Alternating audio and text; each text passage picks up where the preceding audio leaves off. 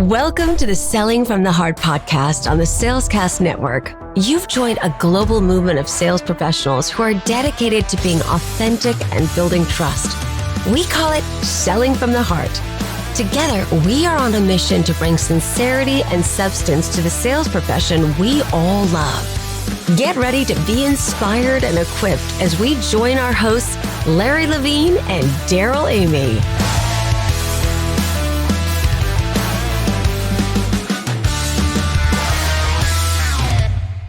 Larry here. Before we dive into this episode, I want to share something with you that I'm really excited about. Are you ready to connect with your clients on a deeper level and truly make a difference in their lives? Then discover your authentic selling style with Selling from the Heart. At sellingfromtheheart.net/selling-style, you'll find a powerful online program that will help you tap into your unique strengths and abilities to create authentic and successful sales interactions. If you want to show up authentically for your prospects and clients to grow your sales, we created this just for you. So head on over to sellingfromtheheart.net/selling-style now and discover your authentic selling style today.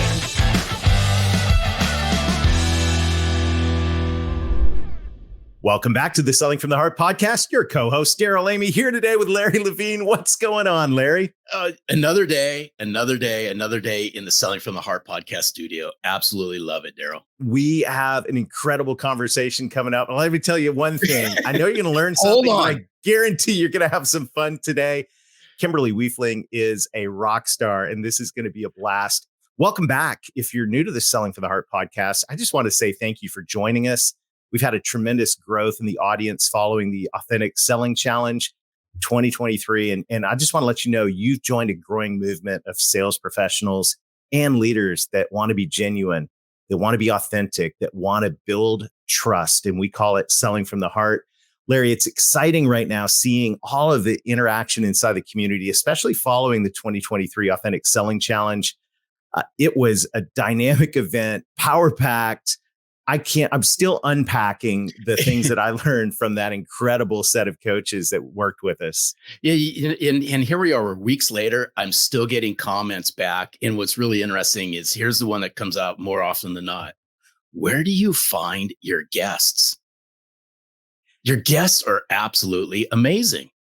Well, let me quote a famous person that I met once who said, your network is your net worth. So this is the beautiful thing about Selling from the Heart is there's this network of authentic sales professionals, sales leaders, and thought leaders that are all gathering together around this movement to say, hey, let's transform this profession. Let's make it awesome. And it is so cool to see all the things that are going on right out there right now. So if you missed the 2023 Authentic Selling Challenge and you're listening to this sometime in the future, don't panic. Thanks to the wonders of modern technology, we recorded all of it and you can access it for free right now on your computer, on your phone, instantly at www.AuthenticSellingChallenge.com, www.AuthenticSellingChallenge.com. Get access to all of it.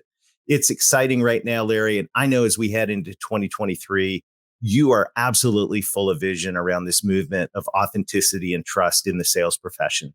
Yeah, it's our mission here at Selling from the Heart that we're leading a movement around authenticity, integrity, and building trust in the sales profession. And here's our ask. Will you join us? Will you join us on this movement, whether you're a sales leader or a sales professional? I think it's just time, Darrell, just to stand up, rise up, wave your hands up in the air and say, yes, I will join you on this movement. Absolutely. And we've been teasing some new things coming out soon. Just hang on just a little bit longer. We're going to give you some really exciting ways to join us. But I'll tell you what, speaking of joining, we've got an amazing guest joining us today. She is back there in our virtual studio green room. She is so excited. I see the huge smile on her face. Kimberly Wiefling is a serial entrepreneur. She's the founder of Wiefling Consulting. She's from Silicon Valley, and she is known all around the world for her authentically scrappy style. And I love that. I love it. She was at HP, and after working in technology for all those years, she recognized that technology fails far less than people do. So she changed her focus to navigate the messy world of organizational culture. Now, listen to this. You're going to love this. Her mission is to wipe out the pandemic of soul-sucking, toxic organizations so that people can be fully engaged and contribute the highest and best versions of themselves to their work. And I'm going to add to their clients. And she helps people create highly motivated, committed teams so that the alarm clock on Monday morning sounds more like the ice cream truck. Oh, Kimberly, yes. welcome to the Selling from the Heart podcast. So great to be with you, Larry, Darrell. Thank you so much. I can tell this is going to be a very fun conversation. I'm so excited about it. But Kimberly, as we get started, you know the question that every guest on the Selling from the Heart podcast answers, and that is, what does it mean to you to sell from the heart? For me, it means you start with really, truly caring, being committed to the relationship and the results, not just the profit they're going to make. And I've been fortunate enough to be in a position, especially during the pandemic, to make that a reality for my clients. Oh, I love it. And I love absolutely, Kimberly, that you use the word care. Mm-hmm. It's near and dear to me. It's one of my values here at Selling from the Heart. We just sum it up by just saying it's about giving a rip. And when you give a rip, people sense it. They sense it immediately. And it's just, this is just amazing. And we're in for just a fun-filled conversation, Darrell. But I'm just so glad that you started this off on what's it mean to you to sell from the heart by using the word care. Thank you. You know, I do when I work with my clients. I learned long ago when they're just about to sign that huge $1 million contract, you say, stop. No, don't sign until you answer this question. You want me to come and fix your people. But when I find out that you, as the executives, as the leaders, are somehow contributing to the problems that your organization is facing, how do you want me to tell you? And they say, oh, yeah, Kimberly, you just tell us. And then they sign the paper, but they don't mean it. They don't mean it. I've had to fire myself many times when they show me they don't mean it. Oh, wow. This is, I love it. Well, unpack for us the effect of this soul-sucking, toxic organizational culture that you see all around. Because, you know, these things are actually very real and very, they have a lot of impact. I'm curious where you see that impacting companies now, especially in sales teams. Yes. So one of my clients has mostly salespeople. They outsource all of their equipment that they sell and they put it into systems. And they hired us because they had doing business in over 100 countries all over the world. And they had over 20% of their people were quitting every year. Mm-hmm. And the number one cause of that, if you look at Gallup research, Gallup has been doing employee engagement surveys for decades. And in 2019, they published a book whose title kind of gives away the plot line. And that book is called It's the Manager. We have a comma, stupid. Hello, your pills. And so we started doing a 3-day workshop prior to the pandemic, maybe about 9 or 10 years ago. And the workshop was secretly called How Not to Be a Boss Hole. Nice. Oh, that's great. That's a great word.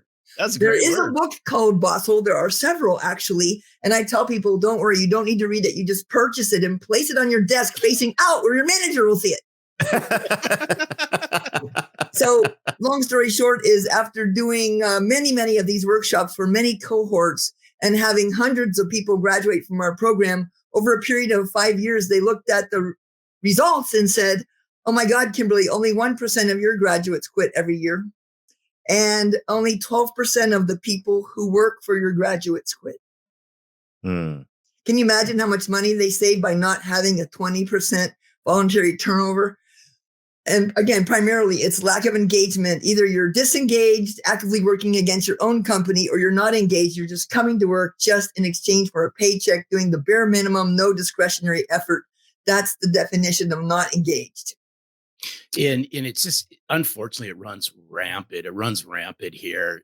especially in 2023 as well. And I'd just be curious, as you peel this back even more, walk us through what you started to find out when you started looking at this and you go, here's all these disengaged, right, salespeople or disengaged employees. Walk us through that. Disengagement rose to the top because, and then run with it. I'm a physicist by education. I just love data. And so I was looking at the research and I'm thinking, oh my gosh, there's about 100 and some countries on planet Earth they do the study for. And it's like the US has the highest engagement in the world at 33%. And then I was like, oh crap, what's the lowest engagement country? Japan. And I work mostly with Japanese companies. In Japan, maybe 5 or 6 years ago, they had 7% of their employees engaged, the lowest of the developed nations. But guess what? In the next couple of years, it went down to 6%. I mean, you couldn't do that if that was a performance metric. So we had 6% of people engaged in the workplace. The number one cause, the older generation command and control style, and the younger generation in Japan saying, they have more in common with the younger generation in other countries than they do with their older generation in their own country. And when you look at this, employee engagement is tied to sales revenue, profit, customer satisfaction, all kinds of good metrics get better when you have high engagement. All kinds of bad metrics get better when you have high engagement. There's no downside to being highly engaged and having a wonderful group of work people who love to come to work in the morning. There's no downside. The greediest jerk in the world should want their people to be highly engaged. Wow, this is so powerful. And for our salespeople listening in, I want you to listen in from the perspective of course, your sales team that you're on, but also understanding the accounts that you're selling into probably have this going on as well. So later in the conversation, I want to get how to sell to these accounts. But for our leaders listening in who are going, okay, 33% engagement. I wish I had that. Hopefully that's not the case. But seriously, the engagement levels are really low. So I know we just have a limited amount of time here on the podcast, and at the end, we're going to give of ways people to get to know more. But coach us for a moment, if you will, on, okay, crash course, leaders, you got low engagement. Like, where do you start? What are some things you can do about it? Yeah, well, if you look at the Gallup 12, there's 12 things that people need to say yes to be truly engaged at work. And it's real simple things like, gosh, does my opinion seem to matter? Does anybody care about me? Has my manager or someone else that I respect at work offered me any kind of positive comments in the last week? I mean, look at it. Doesn't cost anything to make a sincere, selective, positive comment, right? And you got to engage people in a purpose beyond profit, a mission that matters. You can't stand up in front of everybody and say, come on, let's raise our revenues and let's sell. You have to say, hey, we are solving a critical problem for our clients and they depend on us and we need to help them. If we don't help them, they're not going to be in business. And our clients, they solve global problems profitably so they can sell it again next year and solve it again next year. So we've got to help them do it. And it matters. You can't tell people just come in, get a lot of money so you can go and buy some things to distract you from the fact that you hate your job. You must have met my first sales manager. And I've heard Kimberly, and I've heard stories about that. But here's what's interesting about this, and it's just simple questions. So, one of my favorite questions is, what makes you tick? And just imagine if a sales leader just on a constant basis, because I think this is going to change. It will change week over week. Yeah. Is, hey, Darrell, I'm just curious, what makes you tick right now? Well, what's the next couple of weeks look like? Where can I help you? What's the next 30 days look like? And then if you just keep on. Now, the first couple of times you ask that, you're probably going to get some really strange looks. But pretty soon, through repetition, people are going to go, I really appreciate this. It's just that simple question of what makes you tick right now.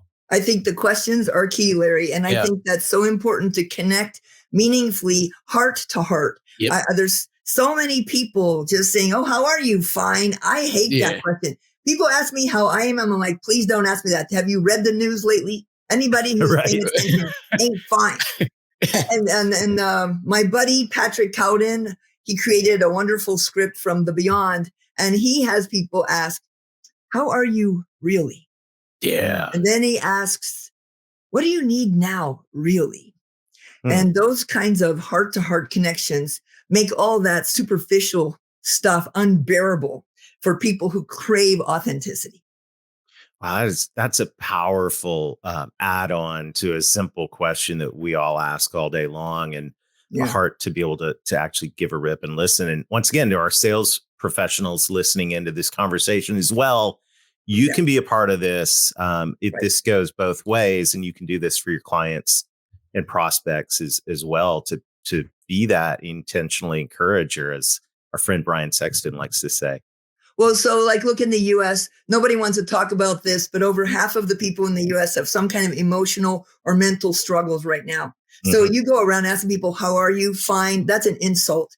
So you go into your customer and go, yeah, it's been kind of challenging. How are you really? And give them the safe space to share authentically and say, oh yeah. And then they can finally be seen and heard for who they are. And then, you go the same way in this direction of sincere compliments. I mean, there was one story of a manager who was typing on email like they do all day long, as if email is real work. And somebody who had been working for him for several months comes up to him and says, hey, I've been working for you for a couple of months, haven't gotten any feedback. How am I doing? And the guy stops typing and says, good. Goes back to typing. No, that is not the kind of sincere appreciation. I can teach you how to make appreciation that'll make executives cry. I love this. By the way, I just have to give a special, I just have to shout out that you just said is email real work, because it just had flashes. I just finished reading the book Deep Work by Cal Newport, Kimberly.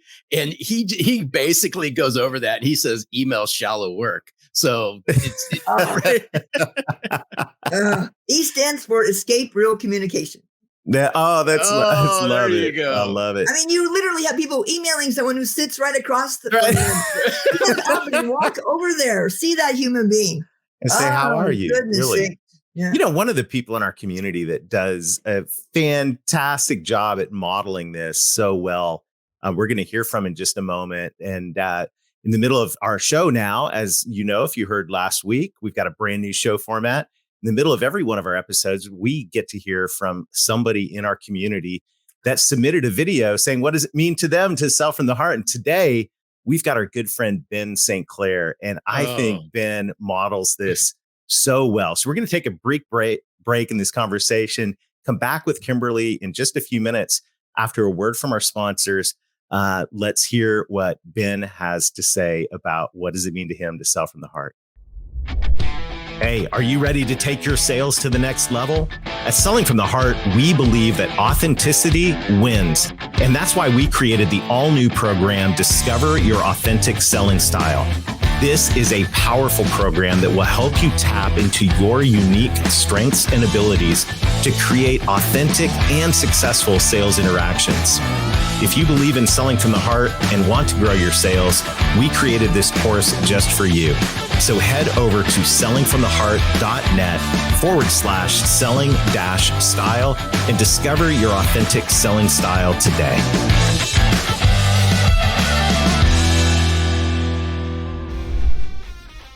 Hey friends, this is Ben St. Clair from Louisville, Kentucky. I'm here answering the question of what does selling from the heart mean to me? So here you go. One thing is, I got to bring the book to your attention because I think part of selling from the heart is you need to have read it, sought to deeply understand it. And then like me, I've committed that this is the way I want to be. I want to be a true selling professional. I never want to be seen as an empty suit. So true selling professional. So what I've learned about that is you're not going to catch me doing the things an empty suit might do, which would be like leading with features and benefits when I enter into an interaction with someone. You're not going to see me trying to rely on my winning personality, using clever closing techniques, or having to go to lowball pricing strategies to get business. I am not that person. I'm a true sales professional. So Like Larry said, a lot of hard work. I've worked really hard to have a deep level of expertise in my field about our products, our clients, the rules that apply to our field. And now when I enter into clients, what they experience from me is I'm really focused on them. I'm not worried about my expertise. I don't have to use, empty suit techniques. I'm really asking them deep, meaningful, want to know kind of questions about their, needs, wants, the problems that are causing them issues. Might help them articulate their decision criteria, but that's the way I'm going to conduct myself. They're going to experience me as very other focused and bringing a level of excellence that allows me to deliver meaningful value to them. And that's going to be my focus. For me, that is selling from the heart, focused on them, not on what I'm pitching. Absolutely love that. Wasn't that great? Beautiful. Yeah, focus on them. Yeah, and it's just to get to know Ben, everybody should reach out to Ben St. Clair. The transformation in Ben in 1 year has just been incredible. And I've enjoyed building my friendship with Ben. Yeah. And as we get ready to dive back into this conversation, I just want to say, you maybe look at that and go, I want to submit a video for what it means to sell from the heart. So guess what? You can do that. Just go to our, you can message any of us here, me, Larry. You can go to our LinkedIn page, Facebook page, submit a video. What does it mean to you to sell from the heart? And if it's short and snappy, we'll put it into the podcast sometime in the future. But Kimberly, this whole thing around giving a rip and paying attention to people, not just for what they can do to produce, but for who they are as human beings. It sounds pretty, on one level, it sounds pretty just kind of fluffy, nice. This is a nice thing to do. But I'm getting that you've got some deep research, because you're a physicist by training, that really does demonstrate that this stuff makes a difference, that bringing authenticity to your coworkers, to people that report to you, to people that are your clients and prospects, like this really, really matters when it comes to making a real difference, even bottom line difference in a company. Yep. Top line, bottom line, every line. And let me just tell you, whenever you look at why global teams fail, the number one cause of global team failure is the lack of trust, which is based on psychological safety. And this is based on MIT research, people in 70 different countries. Sometimes people think I'm only quoting US statistics. No, this is global. And I have experimented during the pandemic. You can imagine I was traveling all over the world. All of my business was on an airplane overseas somewhere. Suddenly, March 2020 came around and, everything was canceled. And I said to me and my team and my colleagues, what does this make possible that would not have otherwise been possible? Let's find the treasure hidden in the tragedy. And so what we did was we had reached out to a couple of our clients. We'd had hundreds of graduates over the past decade of our leadership programs, everything from a couple of days to 15-day, 7-month programs. So I reached out to a couple of the biggest clients and I said, you know what? We're going to pivot to virtual and we would like to offer you anything we can do online for you. Pandemic pricing, free, in exchange for your feedback and the opportunity to practice virtualizing our services. So 2 of the biggest companies, one of which is a huge company in Japan. I cannot even say the name because everybody would know it.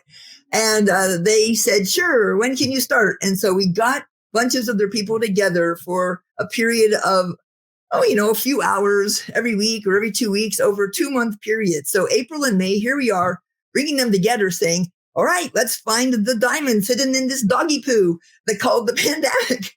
And by the end of May, 2 of the companies came to us and said, Kimberly, we have got to start paying you.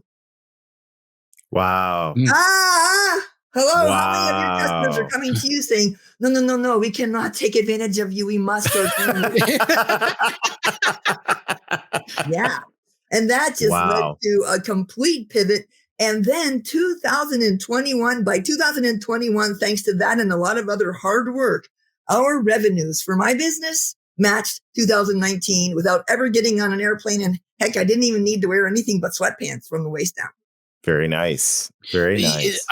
This is good stuff. So I really want to continue on this, because there's going to be some people out there going, you know what? I have to see my customers, right? Seeing them behind a camera, it's just not the same. And fill in the blank with all these excuses. By the way, I wholeheartedly agree with you, because we've experienced the same thing here at Selling from the Heart. Is I believe you can build true connection. You can still build real relationship, and you can still drive conversation in a virtual format. It's all what happens between your ears. So I just be curious, walk us through some of the things you started to notice that changed, that said, hey, Kimberly, we got to start paying you for this. What was some of the ahs? Well, the one thing is we didn't make it boring.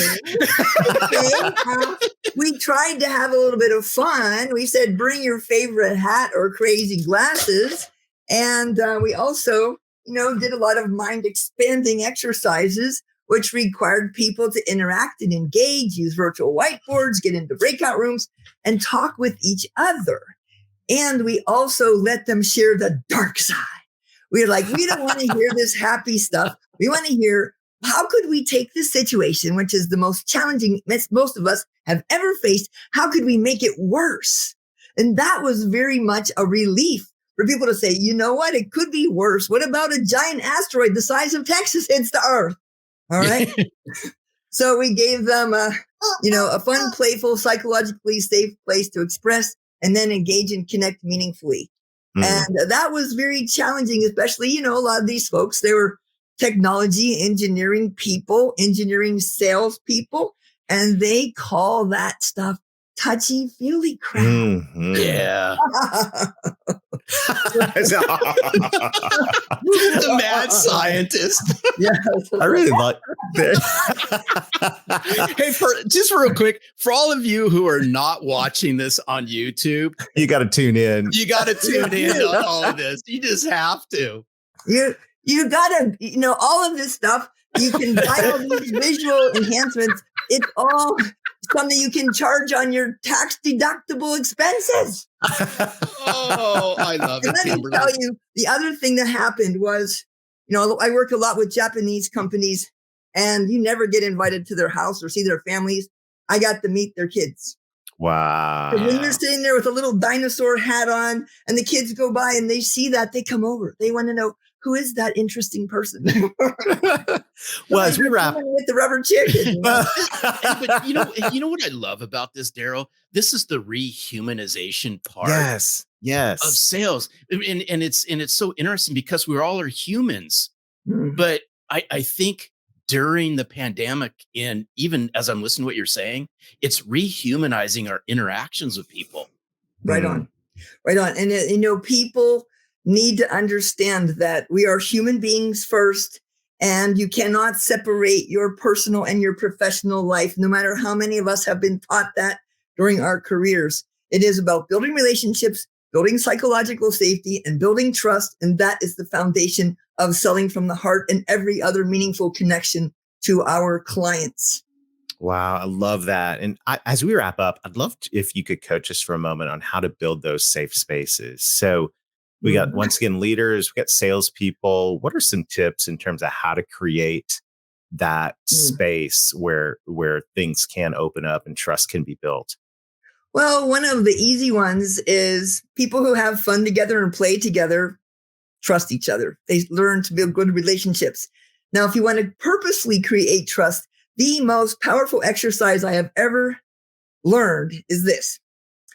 You get people together and you say, tell us the story of your life starting at birth. Give us the 2-minute version. And if you have engineers, you tell them to draw it on a piece of graph paper, happiness as a function of time. And then you have everybody show their graph. And first thing that hits everybody is, oh my gosh, I'm not the only one who's had ups and downs. And everyone is kind of up and to the right, which is called positivity bias. And when you have people share in small groups or the larger group, invariably, everybody finds they have something in common with everyone else. And you start from there. What a great exercise for a sales team. That is pure gold. And, some people don't want to do that. I had one person once said, I'm not going to do that. So now what I say now is, tell me the story of your life. I invite you to do that. Starting at birth, 2-minute version. leave out any trauma-inducing incidents. Yeah. There's a lot of people who have things that really you don't want to hear about. But I think the interesting thing is when I do this, when I'm getting to know people on a first time that we connect basis, sometimes people are still talking 45 minutes later because I also do what we call a generous listening. And these people haven't been truly listened to for years. And it's like giving oxygen to a drowning person. So you ask your customers, your clients to tell you something about their life or their journey. And then you truly listen as if what they're saying is genius and it's got gold buried in it. They're going to open up to you and start to feel differently about you. Oh, that is Darrell. That is so generous listening. Good. And I love, thanks for bringing this to the forefront because, sometimes as salespeople, I won't say sometimes, a vast majority of the time is these conversations are so sales centric in nature that I think people become immune to some of it. Is just what would happen. It goes back to what Ben was saying, others focused, is what would it be like if you were others focused just for a few minutes and you placed yourself in their world and you had them briefly share, doesn't have to be the life story. Hey, what have you been up to over the last 6 months? Yeah. What's that look like? Describe it to me. What are the big challenges you've been facing? What's been sticking your will to live? Yes. Yeah. So practical. It's so powerful. And Kimberly, what a great conversation. And we've got a new friend here. And one more thing that you can do that will really help build trust, and this is the best thing you can do if you have some kind of power or control, is to make yourself vulnerable. If you go first, make yourself vulnerable, then you make a safe space for other people to do that as well. I love it. Well, you've definitely created a safe space here today. We absolutely, I've loved this. And I know our audience has, and I bet a couple people out there listening, I bet a bunch of people out there listening are going, how can I get more Kimberly Wiefling in my life? Yeah, there's a limit, one to a planet, for obvious reasons. Long ago, I wrote Scrappy Project Management, the 12 predictable and avoidable pitfalls every project faces. I said, can we please, people, fail for new and more exciting reasons? And then I gathered a bunch of women together to write Scrappy Women in Business. Oh, there you go. What really happens when you're a woman professional, especially, can you imagine a woman physicist? Oh my God. Yes, I do tell all in my chapter. I do a lot of work on the organizational cultures. This is a workbook I created for some of that work. And the wonderful, amazing Dr. Edgar Schein in his 90s, the man who created the term organizational culture, wrote the forward because he is my mentor in converting my technology expertise into something that's practical in the so-called real world. I love it. So just call the police. They'll know where I am. Well, we're not gonna do that. When we want more Kimberly Wiefling in our life, we're just gonna have you back on the podcast. How's that? That's right. Kimberly, thank you so much. We'll put all those links in the show notes. I appreciate your generosity in sharing all of this with us today. And you are a true Selling from the Heart champion. We appreciate you. My pleasure. Thank you, guys. Thank you. I love it. Oh, Larry, what a man. we told you this was going to be fun. Yep. This is why y'all need to subscribe. Go stop right now. Hit subscribe on YouTube and watch because this is a rewatch, Darrell. It is. This is a fun episode. We like to have fun around here, and I am so thankful. I love this. There's so many good nuggets in here, but the one thing I'm super going to take, I want to just resonating inside me right now is generous listening. Generous listening. What a great concept. Yeah. Well, and I like that because we've always heard the term intentional listening. Mm-hmm.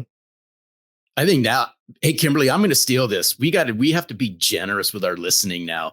I'll go ahead. I'll give you accolades for it, but generous listening is where it's at. Just listening. Care and bring generous listening to the forefront and ask people, ask them, what makes you tick? What have you been up to? What are you working on? How can I be a resource to you? What's the next 6 months look like for you? Just start asking. Absolutely. Well, a huge shout out as we wrap up today to everyone in our insiders group. This is a group of people who practice generous listening and giving a rip and caring about each other. And we gather together on Fridays, and twice a month we have an Up close and personal session. This is where we invite in our friends, thought leaders. We get up close and personal. Many of the folks you've heard on the podcast, you get to hang out with them, ask them questions, get to know them. It's an incredible opportunity. And if you're not yet a part of the Insiders Group, you want to be, I promise you. So here's what we're going to do. We're going to offer you a free pass to the next up close and personal. So if you go to sellingfromtheheart.net/free-pass, we'll put it in the show notes. It'll get you a free ticket to a future up close and personal. And we really want to see you there. This has been a great time. We got a great season ahead here on the Selling from the Heart podcast. We have exciting announcements coming up. Larry, I'm just fired up. This is so cool what's going on here in 2023. No, it absolutely is. And we've been building upon this. We've been building upon it. We've been building upon it. Again, I'm just going to ask, will you join us on the mission of bringing integrity, authenticity, and trust back in the sales profession?